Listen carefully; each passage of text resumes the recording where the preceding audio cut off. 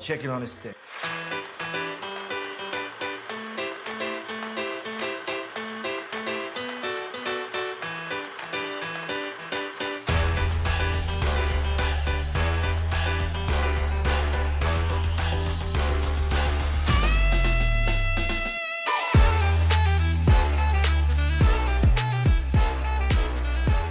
Hi, I'm Patrick, I'm Maggie.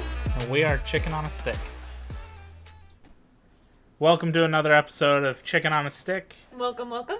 Today we're going to be talking about the 1974 satirical Western black comedy Blazing Saddles. Blazing Saddles. Directed by Mel Brooks, also co-wrote by Mel Brooks, Andrew Bergman, Richard Pryor, Norman Steinberg, and Alan Uger. I don't know if that's actually how you pronounce his last name. Stars Cleavon Little, Gene Wilder, Mel Brooks, Slim Pickens, Harvey Korman, Madeline Kahn, bunch of people. We got this recommendation because my dad messaged me out of the blue one night saying that Blazing Saddles they were playing it in theaters. I think it was like some niche theaters that weren't entirely near us or something like that. But he was like, we watched that when you were a kid and your mom loves that movie. You guys should watch it. And I was like, you know what? That's a great idea. And we didn't really want to drive that far to go see it, but also Patrick already owned it. So Yeah. we figured we'd just have a little movie night in and watch something that was recommended by my dad. And yeah. Yes. It is funny too, though. I told you already. I told my mom that we were gonna watch it, and she said, "Is it gonna be the good one or the PC one?"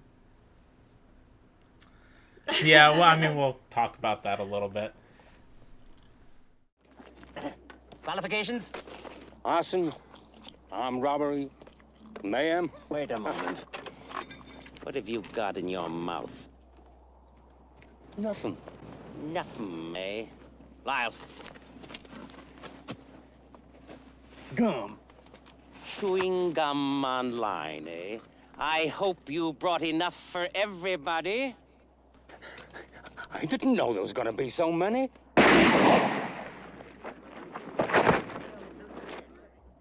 Boy, is he strict. Gotta get in there close and find out what's happening. There's our ticket.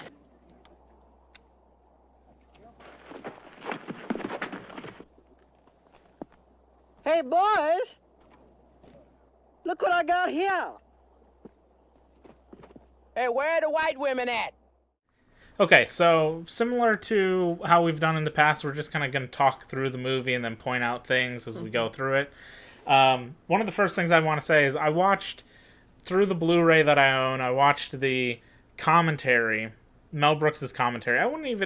It's a weird sort of commentary because it's not a full length of the movie. It doesn't even really seem like he was doing a commentary. Like I feel like most directors sit down and kind of watch the film and like commentate while kind of watching it at the same time. Whereas this was very much, almost certainly, like some interview he did or something where he was just sort of talking at length about the movie because it lasts. What part does it go up to? I think just when Madeline Kahn's character comes on and starts singing the song is when it stops. So that's maybe like an 40 minutes into the movie or something. I was gonna ask if they listed like the actual date or year when they did any sort of commentary. No, I'm pretty sure it was years later. So it's just like him sort of talking and saying things. And I watched that, and then it also had a sort of like a making of documentary thing, a real short thing where they talked to Andrew Bergman and a couple of the other people, like actors who were in it and stuff. And the funny part is Mel Brooks gives two different stories about how he came to be the director of the movie. Really? Because this wasn't a thing like some of his other movies where he was there like from the very, very start. Andrew Bergman wrote a script that was originally called Tex X about a black sheriff who goes, It was called Tex X as a reference to Malcolm X, but because it was a Western about a cowboy, Tex is in, I don't know, like Right. Tex Avery or something. Right. And then the X, obviously, the Malcolm X sort of reference. So Mel Brooks at one point does say sort of the bare bones outline was there, and it was a good idea. He was pitched that it was basically 1974, or 1971, the year that he was like attached to it, but modern thought and perspective on race relations and stuff, but back in 1871. Right. And he loved that, so he got on board. He talked with the studio. He wanted to kind of have carte blanche to kind of sort of do whatever he wanted, and he told them, like, look, I don't direct things unless I'm writing them, so that's why he's co-writer. He brought in Richard Pryor because they thought that they needed a like prominent black voice, and at the time Richard Pryor wasn't like big famous. He was doing the stand-up scene. Right. He was known through that. Mel Brooks somehow knew him through that, and they brought him in as a writer. And Mel Brooks does state that, funnily enough, Richard Pryor wrote most of the Mungo scenes, and Mel Brooks wrote most of Bart's scenes, the lead character scenes. That is pretty So funny. that's pretty funny. So there's 5 of them. They basically said they like showed up at somebody's house, sat around, did like a writer's room thing where they all were just riffing off of each other and evolved the script Probably that one way. of those like late night things, just like all of them hanging around, like having cigars or smoking and something, Yeah. and just go until 2 a.m. And I think you can tell, especially compared to some of his other works like History of the World Part 1, where like what parts exactly are like, okay, that was a Mel Brooks thing. Right. Because especially like towards like how the movie basically ends feels very similar to in vein to like History of the World Part 1, where things sort of like meld into other things and the real world and whatever sort of stuff, which is kind of hilarious. The movie also was nominated for 3 Academy Awards. I think that's awesome. It did not win any of them. That sucks. But were hilariously enough, nominated. and I'm sure we'll talk about her when we get to her, but Madeline Kahn was nominated for Best Supporting Actress, I think. I don't believe it was Best Actress. I think it was just Best Supporting Actress. Although it could be Best Actress since she's the lead. Best in that movie.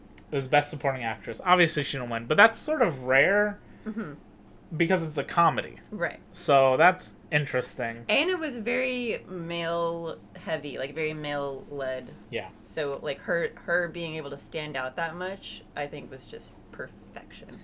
Yeah, and there's the movie's crazy. So my history very briefly of the movie is the first Mel Brooks movie I can think for certain that I know I saw was History of the World Part 1. I very vividly remember the first time ever seeing that, the scene where people are going up to the window to get like say what their job is and get paid, and Mel Brooks is like, I'm a stand-up philosopher, and she's like, oh, a bullshitter. And like small things like that I will quote randomly and stuff throughout the day. That one I remember tons. And then I don't know that I ever saw Blazing Saddles until I sort of really started my movie collection watching journey, and I bought it and watched it. Early on. I'd known of it, but I don't think I had ever seen it before. And yeah, I fell in love with it the first time I watched it. When I watched it, I was a kid, and it was on. I don't remember if we rented it from Blockbuster or if they actually bought the VHS, but I just remember watching it and my parents laughing, and pretty much all of the jokes just completely went over my head, as they should have, as a kid. Yes. Yeah. But it's really it's one of those fun things to watch when you're young, and then watch it again when you're older, and then you can pick up on all of the crazy, wacky, raunchy, weirdness of it. Yeah, it was definitely fun to watch it all over again with fresh eyes. Yeah. A little more sort of about the casting. Richard Pryor being a co-writer, Mel Brooks also wanted him to be the lead. There again, through this like pseudo commentary and the little behind the scenes, it seems like there was a couple people they were sort of thinking about. But Richard Pryor, Mel Brooks says he really wanted him to do it, but the studio wouldn't do it because of, I think both times Mel Brooks insinuates, mostly because of his drug addiction problems at the time, which makes sense. And also, I mean, I don't think him not being like a huge name at the time would have mattered, because Cleavon Little was no one at the time, basically. But since that didn't work, they did casting, and Mel Brooks says that as soon as he saw Cleavon Little, he knew. Yeah. He just had he had this great look about him. He had great timing, and like his presence, everything was just perfect. So he wanted him instantly. I feel like his sense of humor also matched that of Mel Brooks. Like he could kind of see his vision in some really dark and dry humor and jokes. I would imagine that's probably what it is. If you're going out for a Mel Brooks movie. Yeah. God, I'm losing my voice for some reason. I don't know what that was about.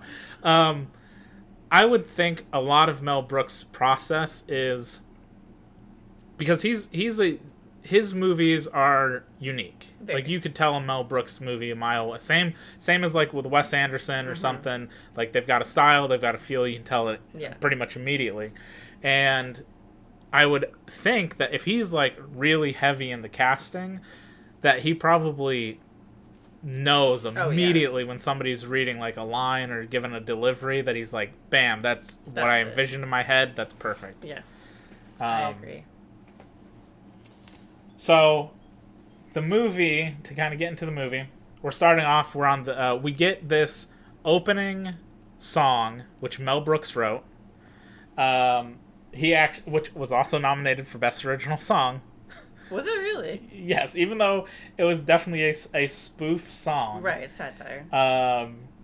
It's called The Ballad of Rock Ridge, and it was supposed to be, a satire, a spoof of old Western song, like theme songs for old Westerns or like Western TV shows and stuff around the time. And they put an advertisement out in the trade papers for a Frankie Lane type singer. And then Frankie Lane himself answered that and recorded the song, seemingly not realizing it was supposed to be a spoof, because at the time it was just the music number. They didn't add the cracking whip sound effects until later, which makes it like that extra level. Like, it makes it goofy at that point. It takes it from being a bop to being super No, extra. it's still a bop. It's a bop. It's still a good song. But yeah, it still works very, very well for something that's because the whips aren't really distracting. They feel in place, but it also makes sense at the same time that they're making fun of the genre by doing that. Right. It's kind of got a little tambourine feel to it, just here and there. So we open up, we're seeing the American Railroad being worked on, and we're seeing what was... I guess I should probably preface this before we kind of get into this movie. This movie is full of a lot of words being used that are not good words, not nice words. They are not nice words, and they are not appropriate words. But it's one of those situations where it's being used in... Again, it's a satirical movie, so it's all for comedy and jokes and stuff. But it's being used historically, kind of like with historical context and correct sort of ways that they would have in 1874. Right. But also the way that it's wrote and the characters are wrote, anybody who's saying these words that are racist or bigoted or hate-filled words towards others are generally shown to be the dumb characters of the movie. That is true.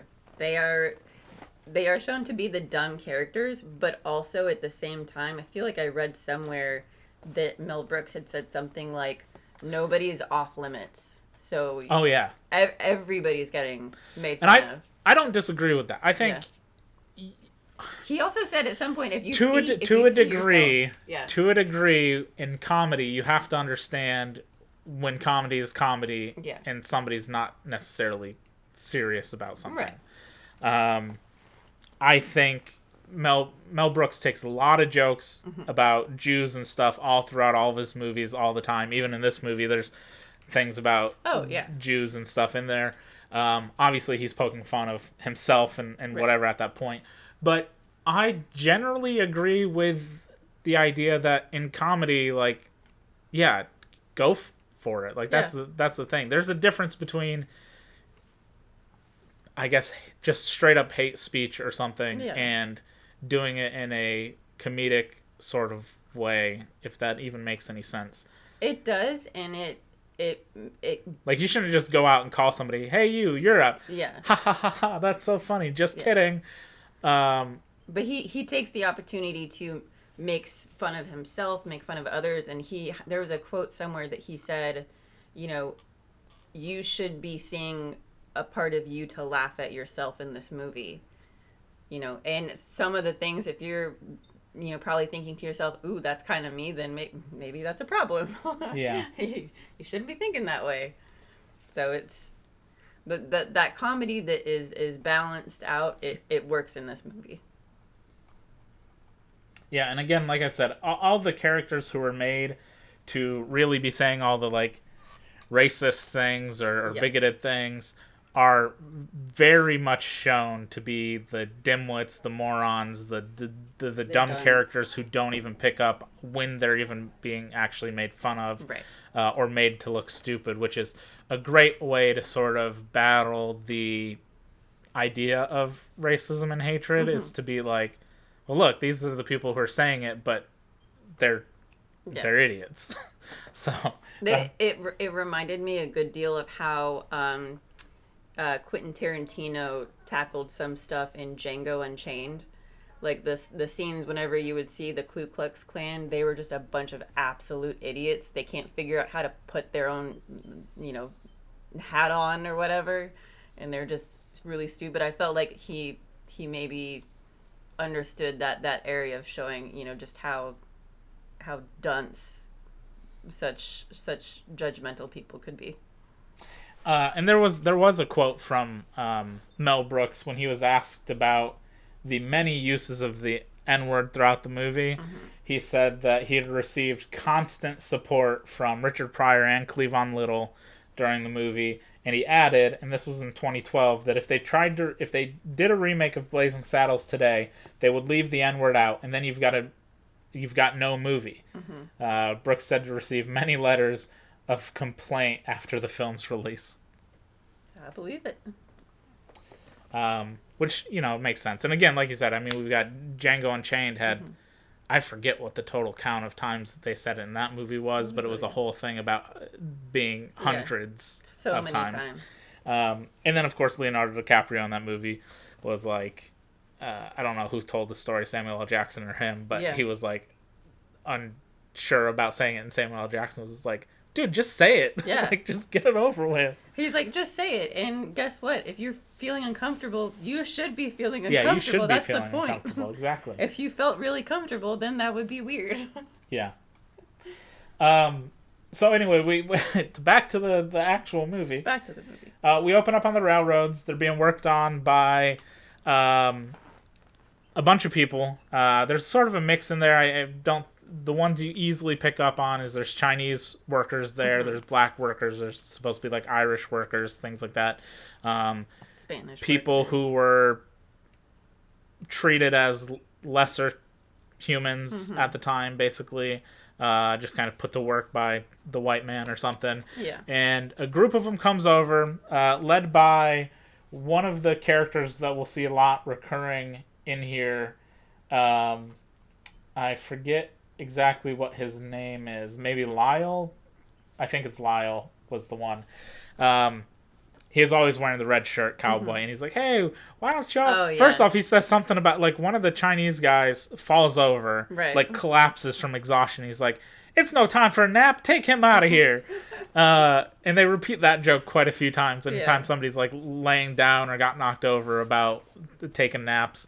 But he's like, why don't you sing us one of your songs? Yeah. And he's expecting some sort of, like, slave song or something that we've seen in many entertainment and historical that they'd be out on. Working on the railroad. Yeah, like I'd be working on the railroad or something.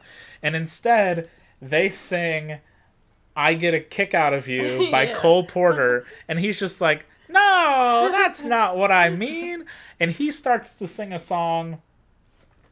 He's like, how about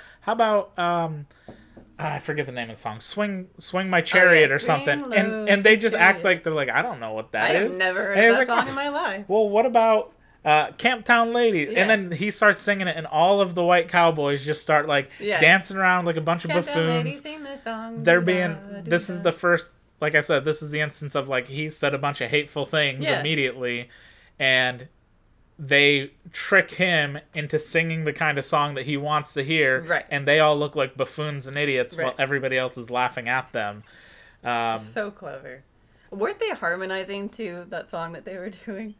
Oh yes, Yeah, yeah. it was like yeah. this, like, the nice- Cole Porter song. Yeah. Yeah, they were doing it was an a cappella version Yeah, where like there was acapella. harmonies and stuff to it. It was That really was good. fantastic. And then they start doing like this stupid little like A dance, and jig, and yeah. This is where we get to see Slim Pickens, who plays Taggart in the movie. That's the guy's name, Slim Pickens. Famous for a bunch of westerns and stuff, so he was like a big western actor. So it was like kind of a big deal that they got him into the movie. That's cool. Because he could really tell people to be like, he worked on so many. So it's like if you have questions, ask Slim. He'll he's the know what the expert. hell to do. He'll know. So he comes up. He said, "This is where he says," and this is going to be a joke that just does not land for a lot of people, and it's just Yeah. like, what the hell did he just say? Because he comes over and he says, what in the wide world of sports is happening over here? It's so random. I think that did go over my It's so random. But the movie's full of these weird things like that. These weird anachronisms where they say things that just don't make sense. Like Right. in 1870... Why Wide would world of they say sports. that? What? That's not a thing, but that would have been a thing in like 1974. They're like little tiny inside jokes for people that have that kind of sense of humor to catch it. Yeah. So once they all calm down, he says, Taggart says, "Get two of these boys." He doesn't say boys, but he says, "Get two of them and get them to take the hand cart and go down the rail and whatever." So he picks Bart, the main character, or who becomes the main character, and his friend Charlie, I think is what his name is, and Bart walks up to Lyle before that, and he goes, "Excuse me," he said, "two of these people? I'll have you know, my mother is Dutch." That's right. My mother is Dutch. But he doesn't care, and he's like, "Just get out of here." Yeah. And as they're going, they start to sing Camptown Ladies. Right. As like another joke towards them. That's so funny. They take the handcart up. They run. They don't get super far, but they run into, and all of a sudden they get stuck, and they're like, "Is it me or is the world rising?" And they're sinking into quicksand. And right. Taggart and Lyle show up, and they get a lasso. Yeah. And you think they're gonna go and save the guys, but instead they lasso the handcart and pull that the out of the handcart quicksand and leave the other two. The handcart's important. Yeah, they got to pull themselves out. Once Yeah. they pull themselves out, Taggart goes, "Why are you just laying there for? You've had enough rest. Let's get back to work." He just fought for his life. Yeah, they just literally had to pull themselves out of the quicksand. I don't know about anyone else, but TV and movies made me think that I would come across quicksand a lot more than I have in my life. You're not the first person I've ever heard say that, but I've never thought that, but I've also never like traveled to any of the areas that any movie has ever showed quicksand ever be. I guess. I don't know. But I've also learned, you don't panic. Yeah, but then the only way that you would survive that and not panicking is if you have someone readily available to come by to pull you Just out. don't be afraid of death. Okay. Welcome the sweet release. Except the sweet release of death. So they get out. Wisdom from Patrick. Yeah. So they get out of the quicksand, and because of the quicksand, Taggart realizes they can't have the railroads go through there because of the quicksand, so they have to go around. Right. And he goes to tell the governor, or I guess technically the attorney general is who it goes to, Hedley Lamar. is the Attorney General, and they realize they got to reroute the railroad. It's going to go through this town called Rock Ridge, Right. which means Rock Ridge is going to become very successful because technically it could be a stop where Right. you'd sell all the land to make money from the government, things like that. So he comes up with a scheme of, let's try and get all the townspeople to leave. I can buy up the land, make profit. So he gets Taggart to bring his men to go through the town, cause trouble, kill the sheriff, Yeah. pillage, murder, wreak havoc, that sort of thing, and they do. And it seems to be sort of working, but instead, the people, instead of leaving, they have a little church service. I actually love this part, and I didn't notice it until we were watching this time. When we're introduced to Rock Ridge for the first time, there's like a musical number that's going. And we're seeing like clips of Rock Ridge. We're seeing like the little shops and people just do their day-to-day stuff, and it's like singing about how great Rock This Ridge sweet is. little town. And then we go into a church, and it's literally the church session. They're the ones singing the song The whole time. which I liked. And then they sit down, and then the attack happens. Right. And then they decide, well, we don't want to run. This is where my ice cream shop is, and this is where my thing is. The one sort of like wilderness-looking guy who mumbles stands up, and he gives like a speech of like, "Here's a bird, and they're like, I agree with him. I agree with Johnson. I agree with that Johnson about that Johnson." That Johnson about that Johnson. Because all of their last names are Johnson. Wasn't there a Smith in there? No. No, just all Johnson. I'm pretty sure they're all Johnson. That's hilarious. There might be I think they're all Johnson. That is pretty funny. But they write a letter to the governor, to Governor William J. Lepetaman, or Lepetaman. I'm not really, don't really remember how you pronounce it, but played by Mel Brooks. Right. He's sort of like a bumbling doofus who his only real interest as governor is his secretary, who's very scantily clad the entire movie. Very much so. And Unnecessarily so. And he basically just listens to anything that the Attorney General, Right. Hedley Lamar, says. And Hedley says, well, sign these people want you to send a new sheriff. And he's like, okay, so we'll send somebody. And he comes up with the idea to send Bart as the new town sheriff, because they're not going to, because it's a town of all white people. Yeah. In the West, super racist. They're not going to accept a black sheriff coming into town. Sending him up for failure. Yeah, trying to set them up for failure and him up for failure. We also get in between here a quick little shot of like this executioner who's hanging people outside, Oh, yeah. who has an eye patch. His limbs seem like noodles with the way that he walks and swings his arms. But there's a great bit where the first time we see him, he's about to hang a man who's sitting in a wheelchair. He's just in a wheelchair, and he's like, I am absolutely booked today. I am swamped. I can't. Busy. I'm so busy. And he gives the guy in the wheelchair a little kiss on the head before hanging him. That was hilarious. And then we cut back to him later where he's like, hey, I need this guy. When can we put him in? And he says Monday. But the person he's about to hang is a man riding a horse. And he's about to hang both the horse and the man. guy, yeah. So when he horse hangs and him, the guy. there's a joke about like the big noise happens and somebody gets spooked and he's like, it's just a man and a horse being hung. Like, no big deal. Average, normal day. Yeah. So they get Bart out of being executed. Yeah. And they send him to Rock Ridge.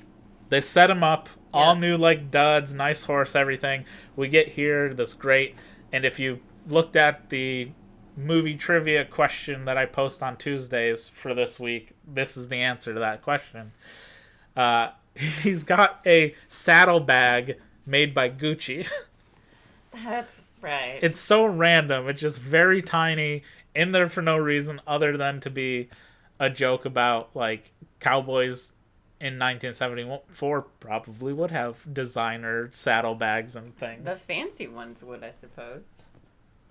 Little Gucci. Mm-hmm. Little Louis Vuitton. Yeah. Yeah. We also get here while he's riding into Rock Ridge. He comes upon an orchestra playing a song. That is Count Basie. I probably pronounced it wrong. Playing himself and his orchestra playing themselves. So they actually set up out there for the shot, and they played, but then it had to be dubbed over so for the audio to not sound so like muffled in the wind or whatever. But they're playing April in Paris in the middle of the desert as Bart rides into Rock Ridge to assume his sheriff post. Very confidently, too. He's taking it very seriously. Yes. There's, because he's like, cool, all right, I'll be sheriff, why not? This is an awesome job. Yeah, this is better than building the railroad. Yeah. So as he's coming into town, the whole town's there. They've got the band out. They've got these banners. Everyone's there excited to see the new sheriff. Excited. There's a great... It's not really a joke, but there's a great reference in here that unless you know the people, it's going to go right over your head. You're not going to get it.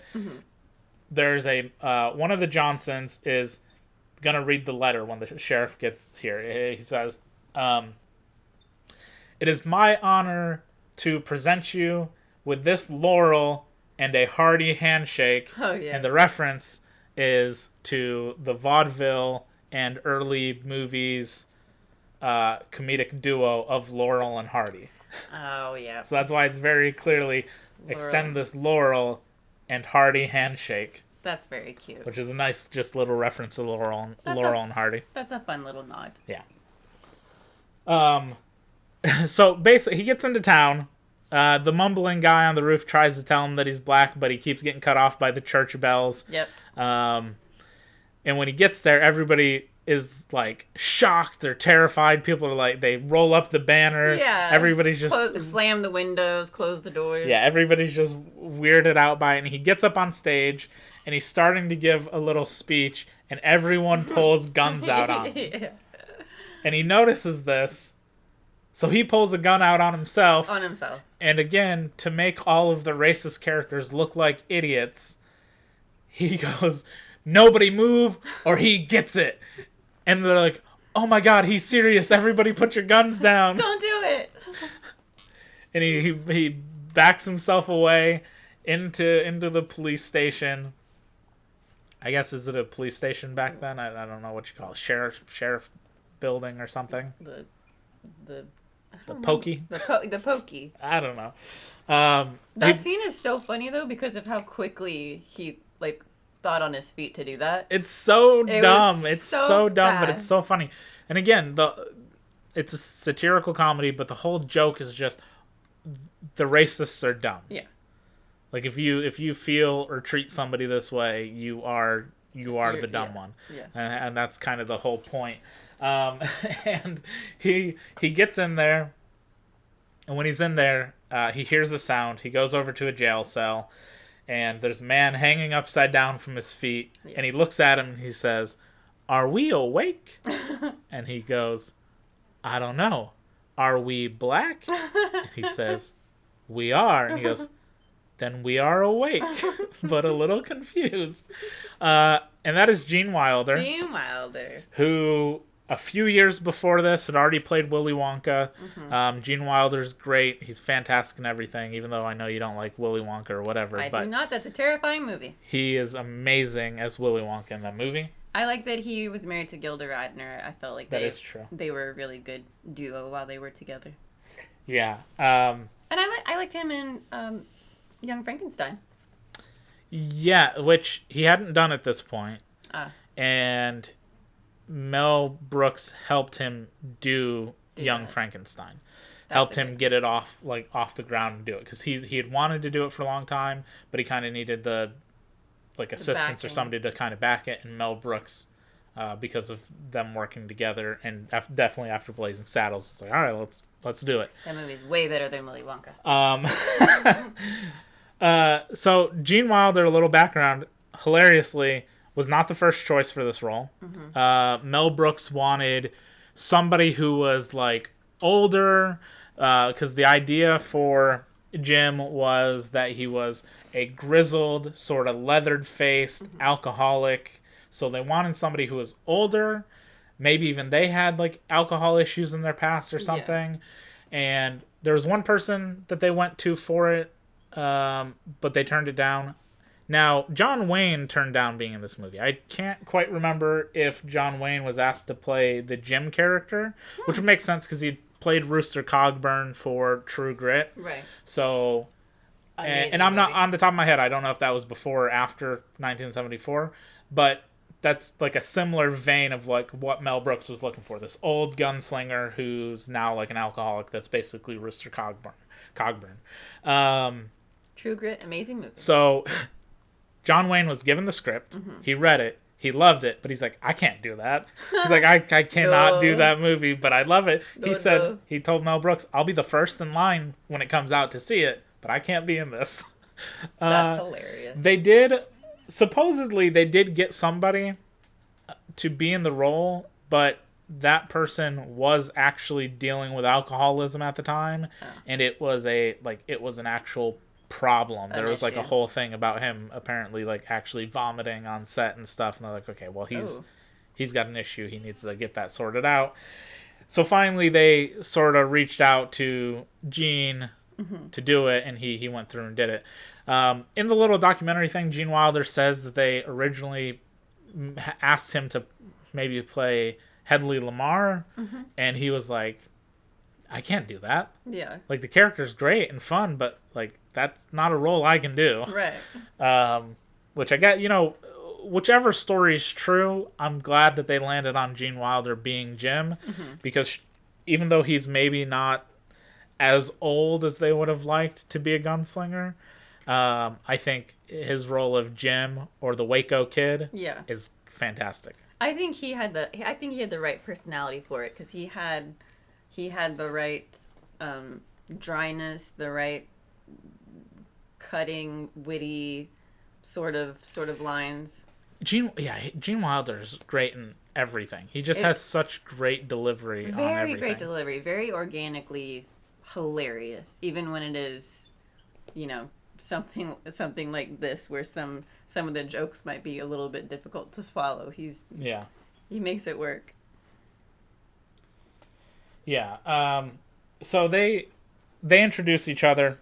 He learns that Gene Wilder is the Waco Kid, or formerly known as the Waco Kid. There's a good line where he's like, "What do they call you?" He's like, "No." He said, "My name is Jim, and my friends call me Jim." Jim. I love that. So they have a little thing where he does reveal that he's the Waco Kid, and he's like, "Wow, you had like the fastest hands in the West." He's like, Yeah. "I used to." He's like, "Show me your hands." So he holds up his right hand, and he's like, that looks perfectly steady, like it's not moving at all." He goes, "Yeah, too bad that's not the one I shoot with," and picks up his left hand, and it's shaking wildly. Just full on tremors. He still shows that he's really quick, though, by doing this little trick where he tells him to, like, try and... They got a chess set in front of him. He's like, "Okay, put your hands around the queen.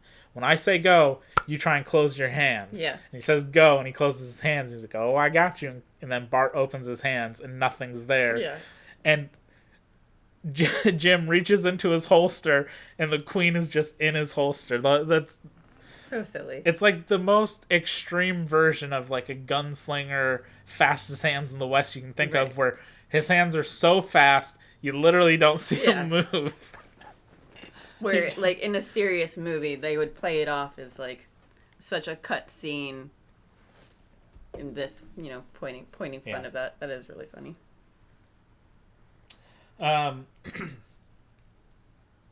So once they've done that, because nothing has happened in the town yet, Hedley... Oh, I should probably mention this, I suppose. The name Hedley Lamar, which is our district, attorney general in this, there's a running gag throughout the movie that people keep calling him Hedy Lamar. Hedy Lamar was an actress, and it's supposed to be... It's an intentional joke about... Like... It's not really a joke at her. It's just sort of like a dumb, funny joke. Like, if you knew who Hedy Lamar is, like, ha ha ha, and he's correcting everyone throughout the movie going, "It's Heedley."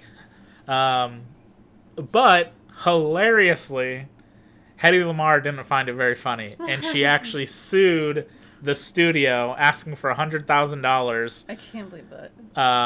because of use of her name, or sort of use of her name. And Mel Brooks said, the way he tells it is, he didn't want to go through the court or deal with all that stuff. He respects her and all that stuff. So he just said, let's just settle it out of courts. They paid a small fee. He thinks it was only a couple $1,000s probably to make her happy. He gave her an apology saying, I'm sorry, we sort of used your name in this movie. But he also was very quick to go, I don't think she ever understood the joke. Completely went over her head. Yeah. I think that I would find that hilarious. I feel like I would have kind of found it kind of funny. And it's also a little bit of a compliment. Yeah. At least she got a little bit of money out of it. She got some money out of it, so, it is what it is. I bet at the end of the day, that was like no skin off of his nose. He's like, all right. You win some, you lose some, and overall, he won. Mm-hmm. So, Not too long after this, we get, because they want to get rid of Bart now that he's in town and actually acting like sheriff. He's gone out in the town. He's tried to be like, look, you gotta persist. You gotta be kind. They'll get used to me. He goes out in town. A little old lady just right in his face calls him the N-word. hard N. It is one Hard of R, it is a hard N. very funny shot in the scene. Even Mel Brooks is like, anybody in the movie could have called Cleavon Little anything they wanted to, and none of it bothered him until a little old lady said it, and then it bothered him. Didn't he like open a door for her or something, or like No, tip he his hat he, to he her? comes up to her and goes, "Howdy, ma'am, what a lovely Yeah, day," or what a something. And lovely she's day. like, "Move out of the way." N-word. Like, Jesus Christ. And he just has this expression on his face like, oh. All right. So he comes back. Jim is like, "Look, I told you." And then shortly after that, Mungo shows up. They send Mungo. I guess, actually, at some point, we got the farting beans scene here where they're all sitting around and farting.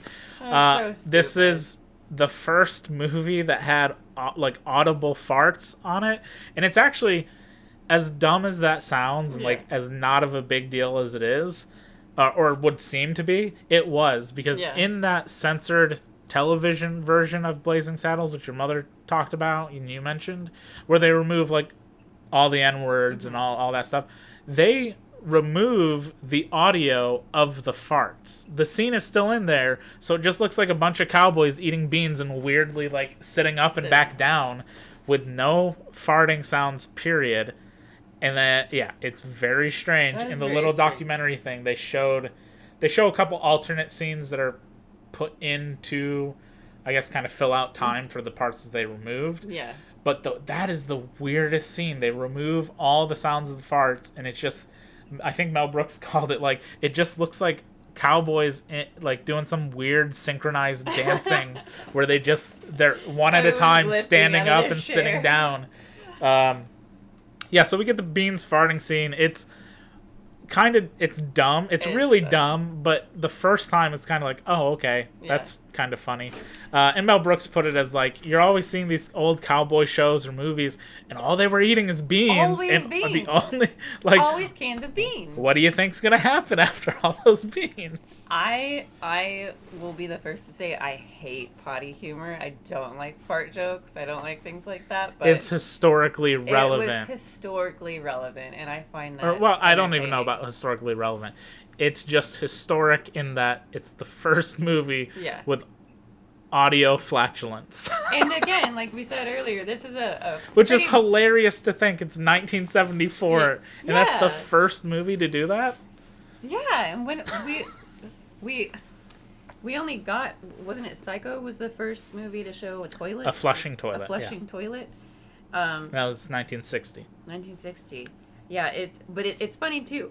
Well, again, like I said earlier, Which the Psycho thing, I don't know directly if that would have to do something with the Hays Code, because that would have been like coming out of the Hays Code where they were very restricted in things that they could show, and I imagine toilet related things were probably a no-no. Yeah, very much so a no-no. But then again, you're getting very heavily male comedic led storyline. So we've already got a female character that's very like ditzy and or what's her the secretary or whoever. Yeah, it is. the secretary. You know, very her boob. You know, lots of cleavage, lots of like tight clothes. Hello, boys. How are you? Yeah.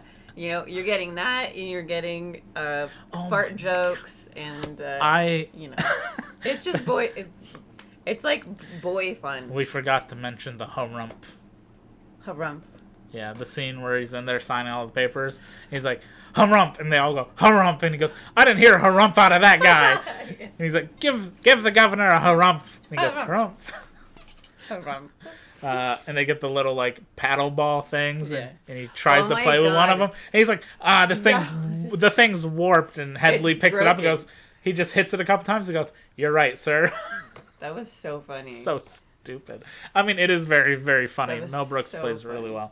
well. Not able to hit a paddle thing. Yeah. Which, by the way, did you play with those as a kid? Yes. Okay, me too. Yeah, who hasn't? I don't know. I probably wasn't. I mean, good. maybe kids these days probably play like an iPhone version or These something. kids these days. These whippersnappers. So anyway, after all of that, after the bean eating scene, they decide to send Mungo into town to kill the sheriff. Right. Mungo is just a big. He's kind of, on first glance, he is just sort of the muscle, no brain, brawn, no brain sort of character. He looks kind of dim-witted, but he's really strong.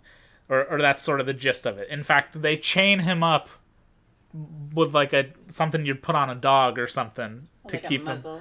No, not a muzzle. They've got like the actual yeah. chain around his neck to like keep him in place like a dog or something. He kind of reminded me of was it the mountain from Game of Thrones?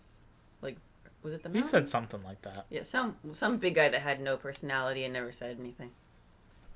Mungo comes into town riding on what did you call it? What? Not a buffalo, What did I call it? a bull, something. Oh, muskox? Sure, bullocks, I think. Whatever you said. It was an ox of some sort. Yes, I guess. I think it was I might have said bullocks. I might have meant muskox. I have no idea. It's a big white cow-looking thing with giant horns. But not. You said it was a longhorn, and it was definitely not a longhorn. I said, is that a longhorn? I don't know. No. I don't know animals. You're no Texan. That's right. I'm not. I think it was an So ox. he rides in on one for Yeah. some reason, and I'm not sure. I didn't really dive in to look at why this might be on the animal's butt. One side says yes, one side says no. Yes. Don't know what that's about. But he gets off. Everybody sees him. They're afraid. People are like running away. There's one little quick cut of a guy who's supposed to be Hispanic, I think, in some sort of way. But he goes, Mungo, Santa Maria, and then he like runs off. But Ay, Dios mío. one of the Johnsons decides to kind of be like, Mungo, you can't be here. Get out of here. And he's on a horse. And Mungo just walks up and right hooks that horse. And the horse does a pratfall onto the ground. It's great. That's just a great Another scene. time, I was like, "Why the horse? What did he do?" Why did he punch the horse? He's Mungo. That's He's why. Mungo, Mun- punching horses. Mungo goes into like the saloon and he starts to bully the people there, beat up on the people there. So the sheriff, I'm not sure who this guy is. He kind of looks like he's supposed to be a doctor or something. He's wearing like a white Yeah, coat. coat or jacket or something. But he comes in to tell the sheriff, we need your help. Mungo's here. Go do something about it. And then he goes to the door and goes, the sheriff's gonna do something. So Jim knows Mungo, knows that like you can't beat him in a fist fight or something, so we got to come up with something to do. And he walks to the saloon and he's dressed up like a telegram person. And Mungo's holding like everybody in the saloon against the wall between a piano on his back, squishing everybody. Yep. And he comes in and Bart goes, Candygram for Mungo. Candygram for Mungo. And he hands it to him. Mungo's like, Mungo loves candy. This part also, because it's WB, it was a Warner Brothers production, uses like Looney Tunes music.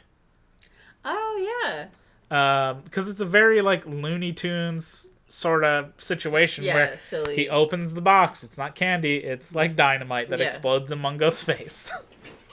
Naturally. Yeah.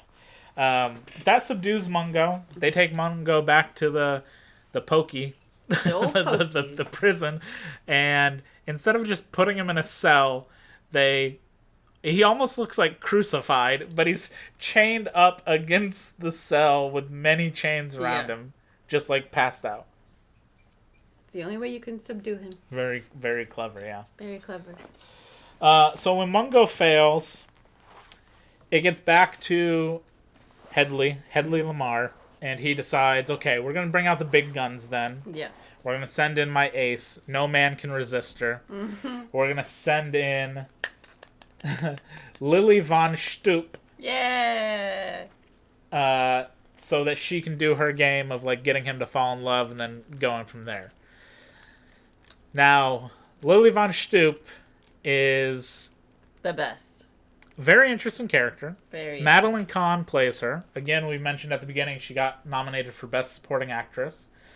The thing that's interesting, and this is the part that I didn't want to tell you until here because I just want your genuine reaction. Madeline Kahn's, the way that she acts von Stoop in this is very specific. Okay. She's trying to be like a different character and very specific. She's supposed to be, not really supposed to be, she's based off of an actress that I don't think you would know necessarily off the top of your head.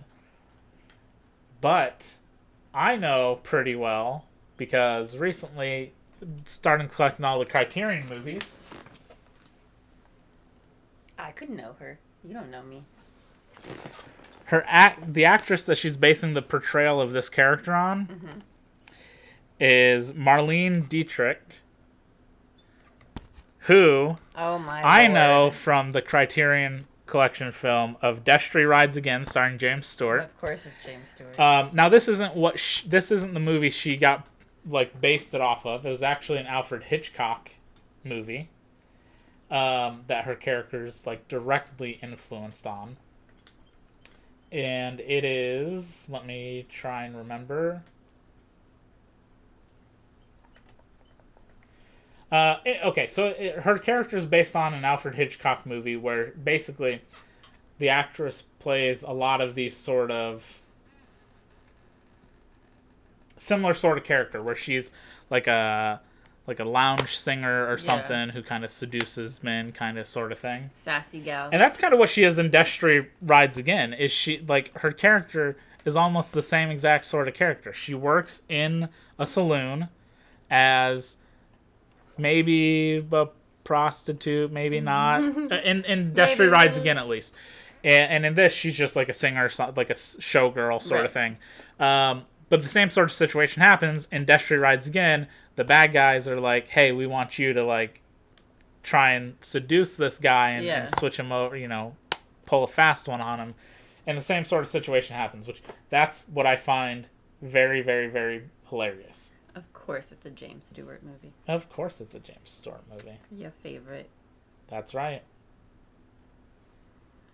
I've been with thousands of men, again and again. They promise the moon. They're always coming and going and coming and going. Yeah, that's right. I loved her character so much. She really did balance out a lot of the, like we mentioned earlier, kind of like the boy guy humor, the masculinity early on. She does a really great job of balancing it out, but she's still a strong female character. She's not, she's not just, throwing herself, delicately at people. She is very confident.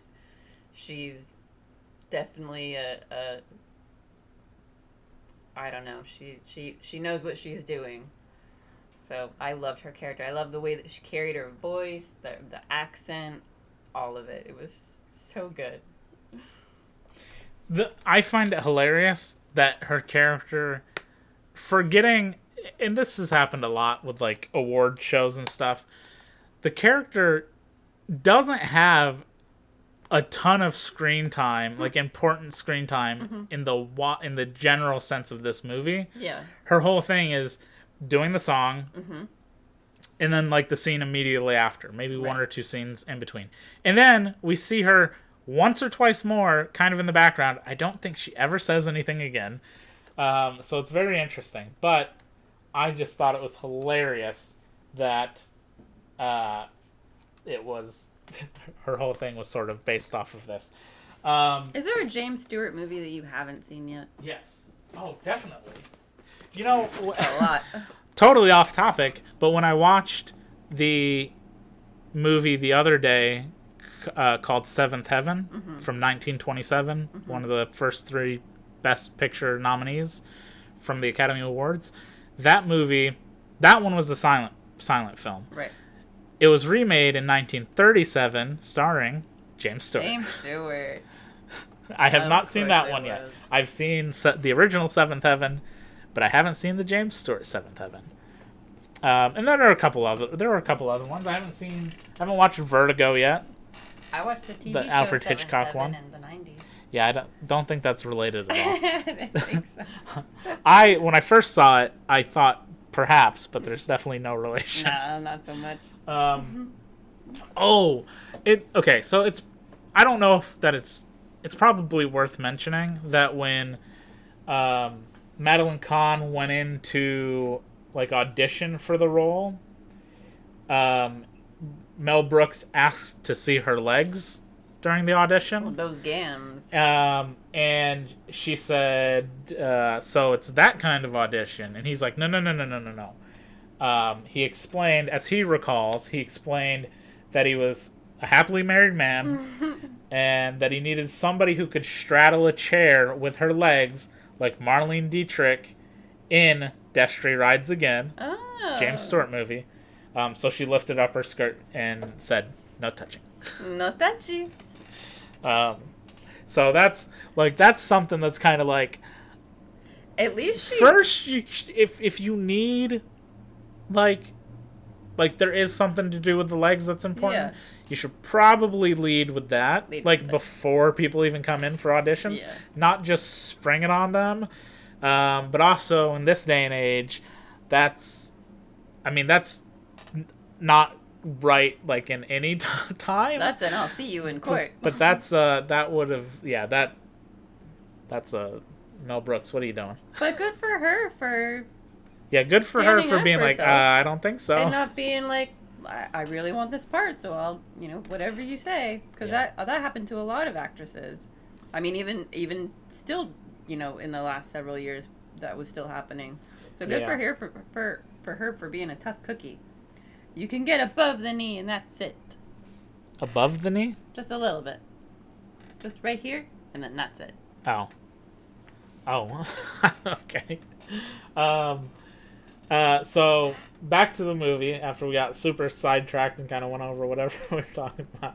I meant like an inch above the knee. Yeah. Nothing higher. So he gets Von Stupp to come in.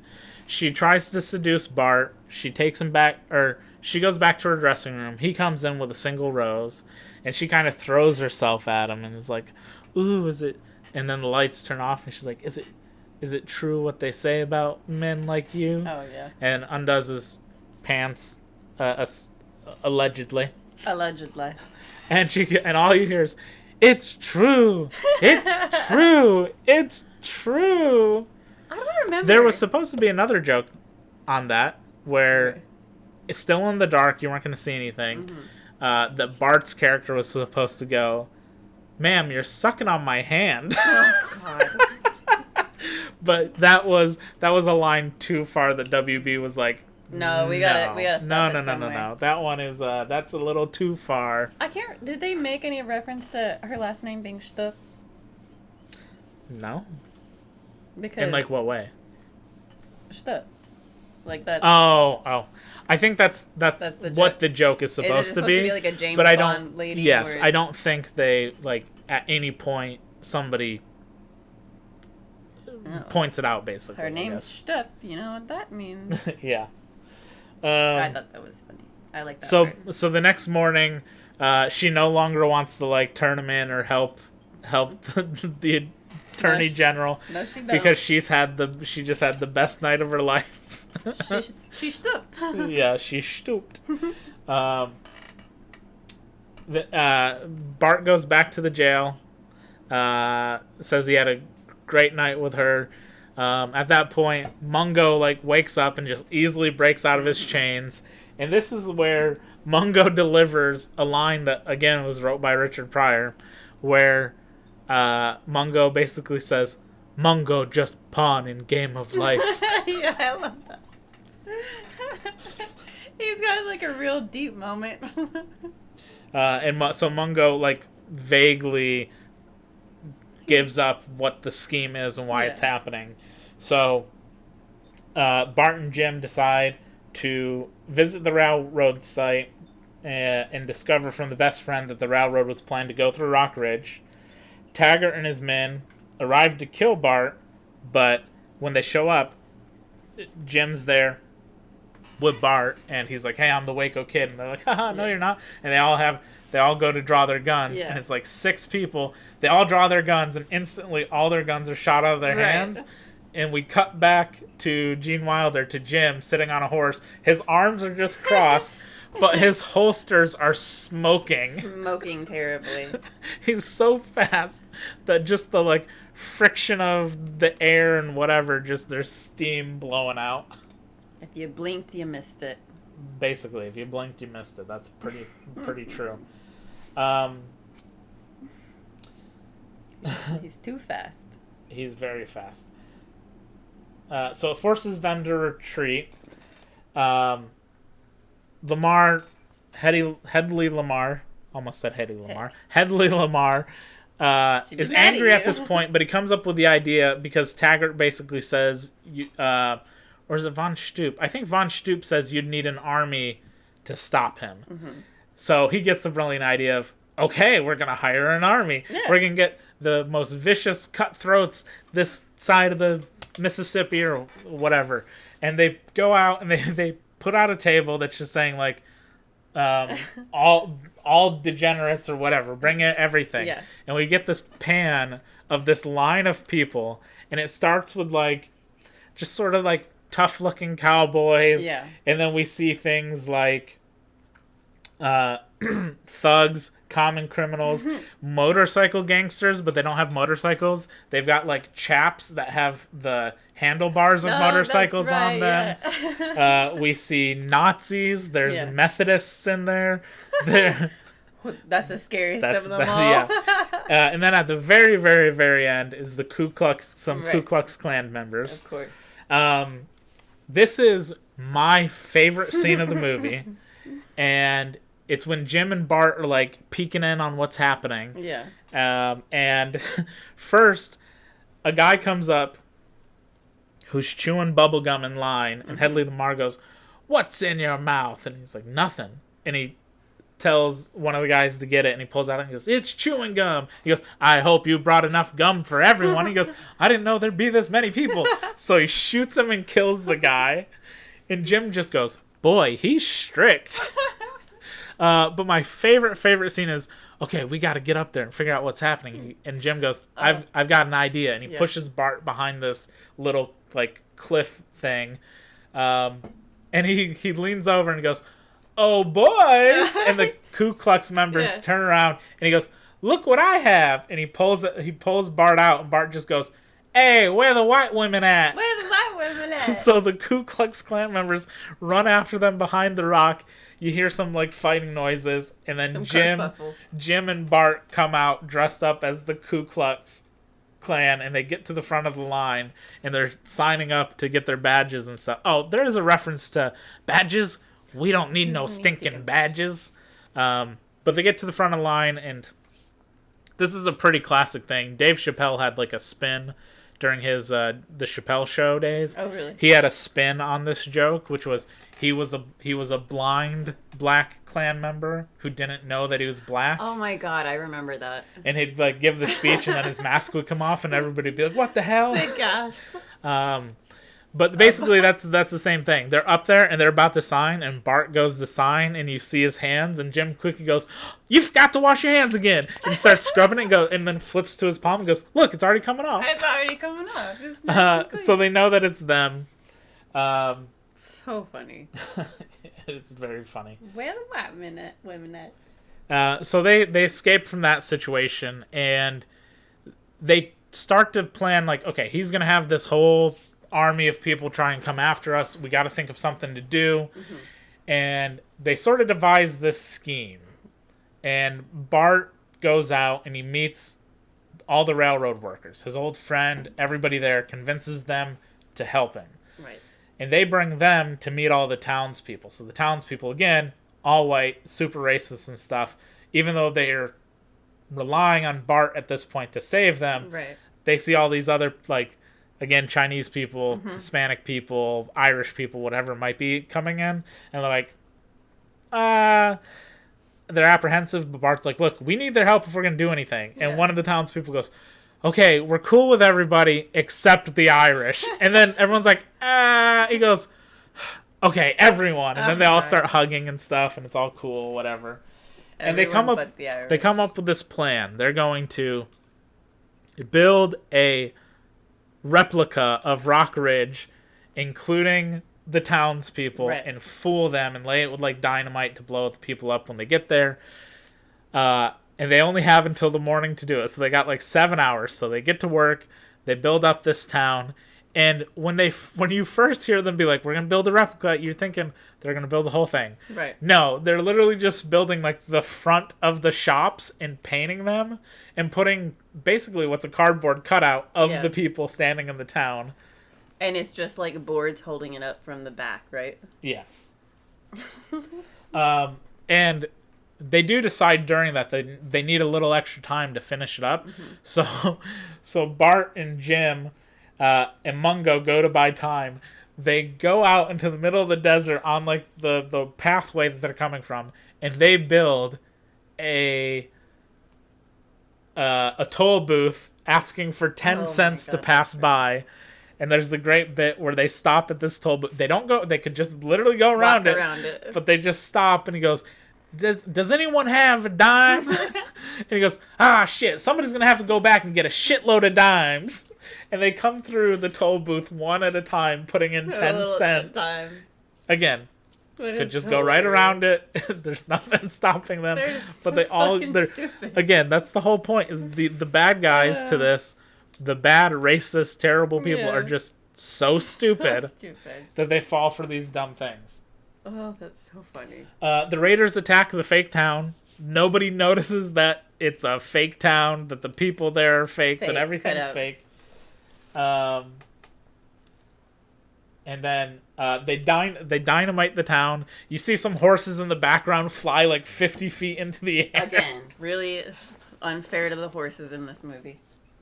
Oh yeah, the dynamite, like in all good movies, the dynamite plunger doesn't actually work, so Jim has to shoot it. Of course. But still, horses flying 50 feet in the air, because, of course.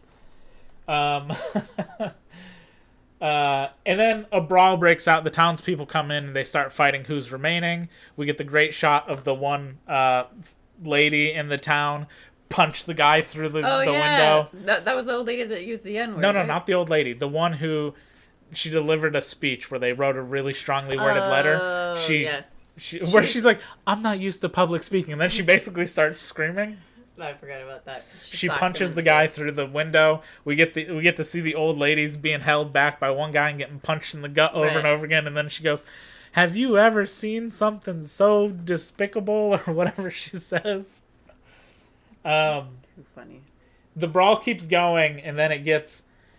This is where it feels like very, very Mel Brooksy, or even like Monty Python and the Holy Grail sort of does this thing in their final act too, where in Monty Python, as they're crossing the bridge and they're going, all of a sudden police show up and start arresting them, and there's like riot police and stuff. So it's like breaking the fourth wall. In this one, the fight that's happening spills out. We cut to this set of this like musical happening with these dancing people in tuxedos and stuff doing a dance, singing a song, and the director says, "Cut! You're not doing it right." Does the little dance. Dom DeLuise That's right. is who plays the director here.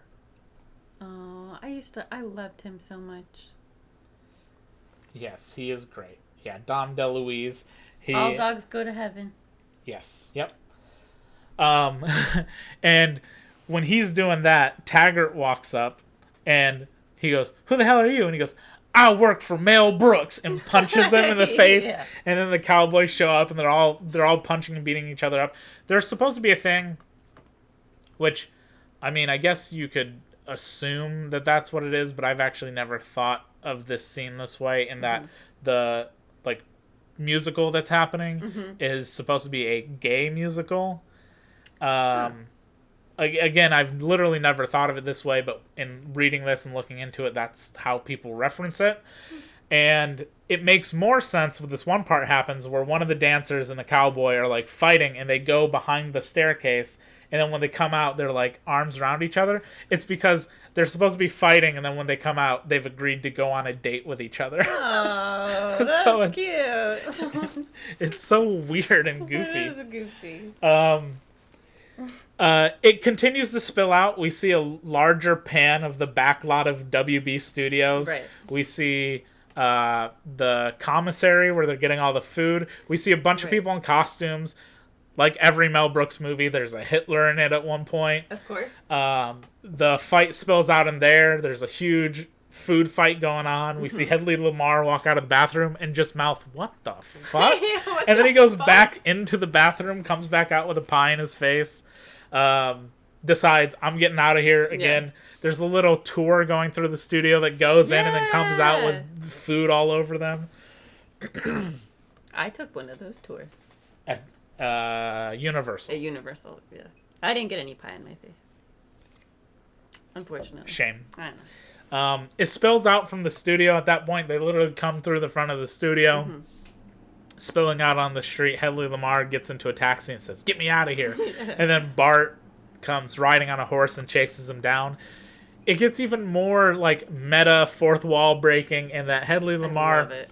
goes to a movie theater, pushes some kids out of the way, pays for a ticket to the movie, tries to say student discount, and the person's like, "Hell no, you're way too old." No. He gets shoot, what kind of candy does he buy? It's like jujubes or something. It is, because it's not popcorn. It's Raisinets. He gets Raisinets, that's what it is. He gets some Raisinets, he goes into the theater, he sits down, he's literally watching Blazing Saddles ending, and he sees that Bart is like coming to the movie theater, and he's like, "Oh shit," so he gets up to leave, and it's such a random small scene that's just like, even is the point of this? Yeah. To have him go to a movie theater, see that Bart's coming to him, and be like, "Oh shoot," and when he leaves, Bart's there outside waiting for him. I think it just must have been an idea that just tickled Mel Brooks to death. That I do love how breaking the fourth wall was so prominent in this movie. Yeah. I love when that happens. That just cracks me up. I think you just must have thought that would have been so silly. Right. And then, so Bart stops him outside, shoots him in the groin, to like triumph for the day. And then we basically cut back to Bart telling the townspeople that the town's safe, but he's not staying as sheriff. He's got to move on because his work is done. Right. And when he's leaving, Jim asks, "Where are you going?" He goes, he says, "Nowhere in particular," or something like that. And Jim goes, "I've always wanted to go there." and Jim's also eating popcorn from the theater. Right, of course. He gets on his horse. They both leave. They go off, sort of your typical end of a Western. These people on horseback just riding off into the distance. sunset. But the camera sticks with them and they pan over, they get off their horses, and they get into like a car that's being chauffeured off the lot. Yeah, he says nowhere special, and Jim says, I've always wanted to go nowhere special. And they ride off into the desert, get into a limousine, and it drives off into the sunset. It's so funny. And then that's the end of Blazing Saddles. That's the end.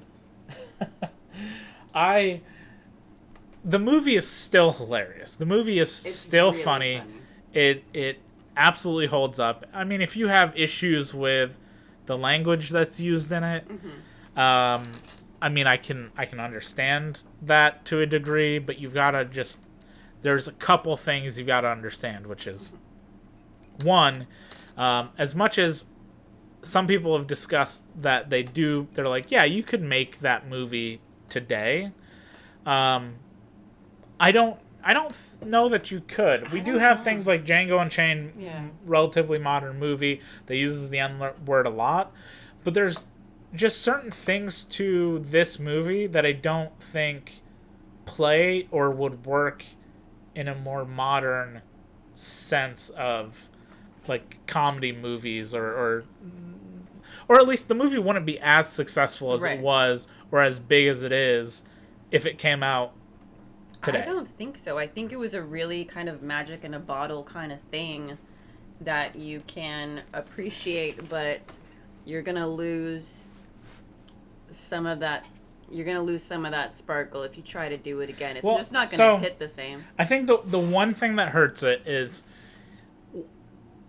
from like being a modern day movie, and this is something that I don't think people think about when they're like, yeah, you could make that movie today. Is like the one reason that it wouldn't resonate is westerns are like all but extinct basically in modern cinema.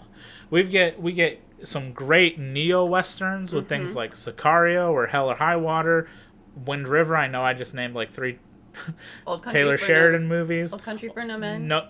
Wait, no. Old Country for No Men. That wasn't No right. Country for Old Men. Okay. Yeah, so there's some great like neo western films that have sprung up, but the western as a whole is not a dead genre, but it's not like it was huge in the 60s. It was massive with in the 50s, 60s, John Wayne, huge. Clint Eastwood, huge. Spaghetti westerns really taking off.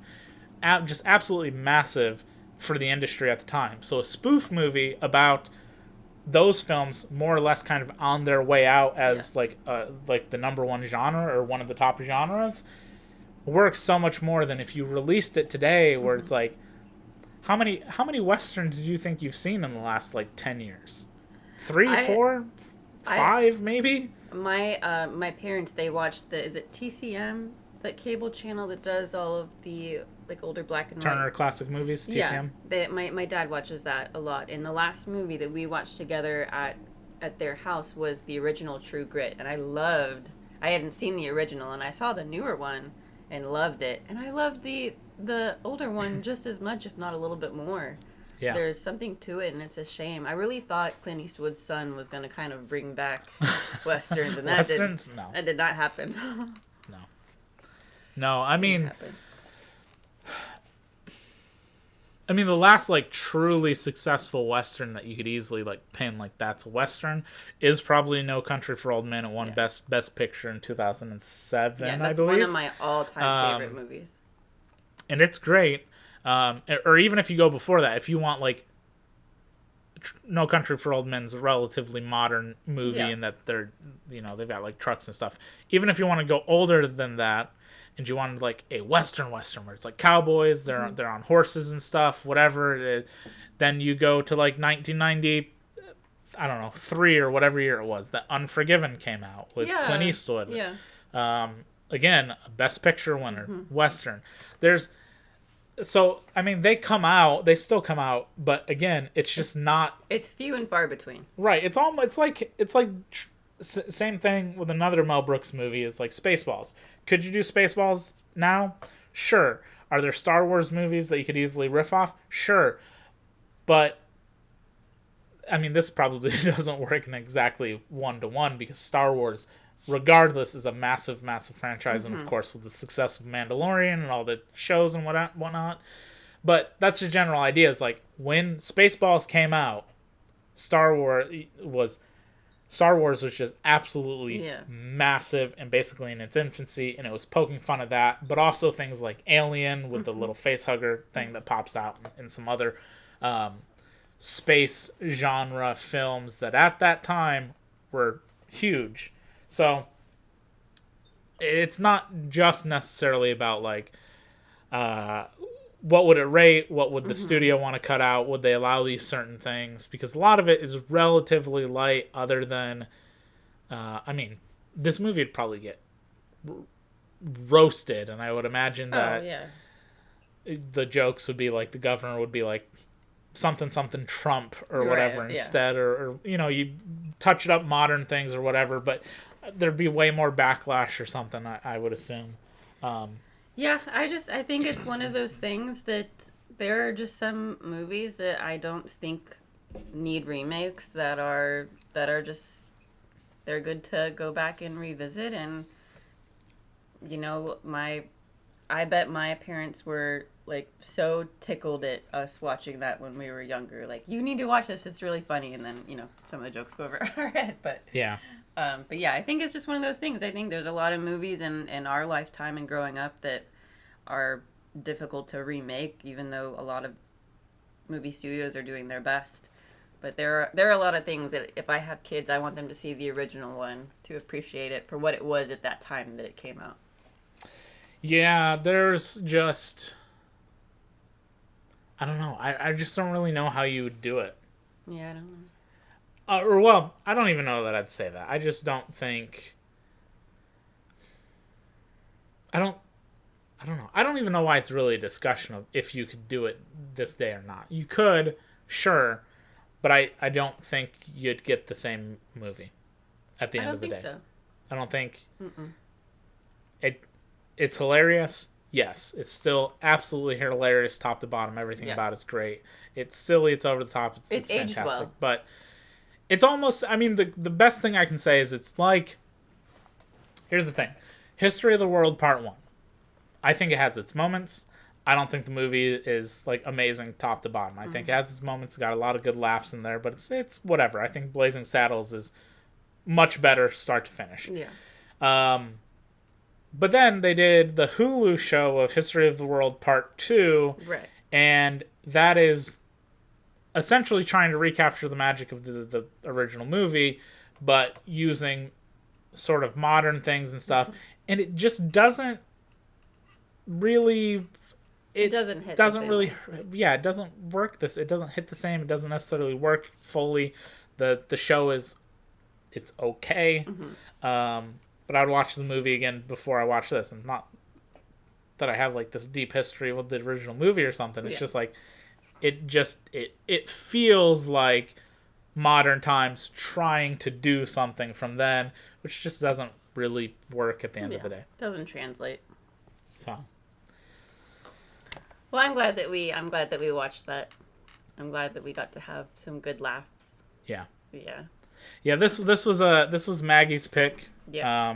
Done off of the suggestion of her dad saying that it's being re-released in some theaters and we should go and see it. Yeah. And instead we just stayed home and watched it. That was her pick. Basically, kind of going forward, we're sort of going to try and alternate picks for movies. So next week when we do one, will be my pick, and then back to her pick, and then back to my pick, and so on and so forth. But Blazing Saddles, fantastic movie. Check it out if you've not seen it. It's absolutely hilarious. We should lay out like 5 movies on the floor, and then let Max walk up and sniff one of them, and then that can be Max's pick. Oh yeah. You can do that on your week. No, maybe I will. Okay. Anyway, thank you for listening to this talk about Blazing Saddles. If you have any sort of interesting input or thoughts, leave them in comments and stuff if you can. Give the episode some likes, positivity, feedback is always great. You can follow us over at COAS_ Podcast, Instagram. You can find us on Facebook, Chicken on a Stick. We do a live stream every Friday on Twitch where we talk about the movie we'd seen the night before and if we think you should see it that weekend. Absolutely.